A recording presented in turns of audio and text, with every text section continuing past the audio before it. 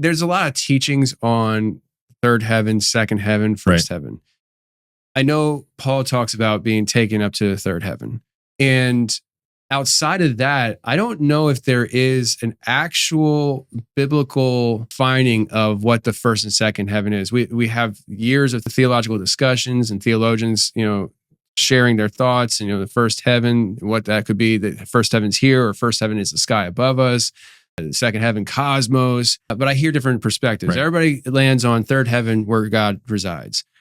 Is it possible, in your mind, your perspective, that when somebody dies and they're going to appear before God, they have to go from the first heaven here through the second heaven to get to the third heaven, and the hijacking happening in the second heaven where the spiritual warfare is happening? Because in my perspective, like Daniel 10, when Daniel starts praying to receive understanding of the vision, the spirit prince of Persia interferes with the responding angel. All that whole scene interaction, in my mind, from my perspective, happened in the second heaven, this spiritual realm where these things happen. The warfare is happening. That's my perspective. And I'm open to be changed on I might have to steal that. I like that. Well, because there's a lot of times, so somebody is entering into their experience. Their soul leaves their body.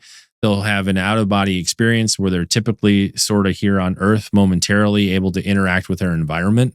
Sometimes it's like very brief. Other times people didn't even realize I was dead. I tried to pet my dog. I tried to turn the light on and my hands went through everything. Jim Woodford's a good friend of mine. He talks about how he went out to look at a field on his property and he had taken some drugs. He overdosed. It's a longer story, but then he's like, man, that must've worked. I felt so much better. And he gets out of his truck and he turns around and looks back and he's like, there's somebody passed out over the steering wheel of my truck. I'm going to go give that guy a piece of his mind. And then he realized, oh crap, that's me. He didn't even realize he was dead.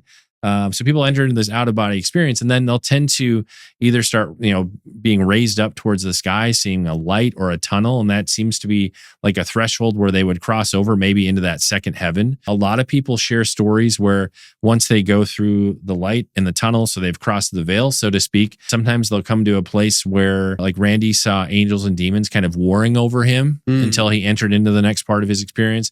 I've had people describe coming to a place where it looks lush and heavenly one direction and stark and brown grass and nasty, and there's a pit the other direction. And so people do often describe coming to some kind of a liminal in-between space where often there are demonic creatures and angels. I think that idea of sort of an in-between, like a second heaven in between earth and the place where God dwells, is very likely, at least with the many accounts I've heard.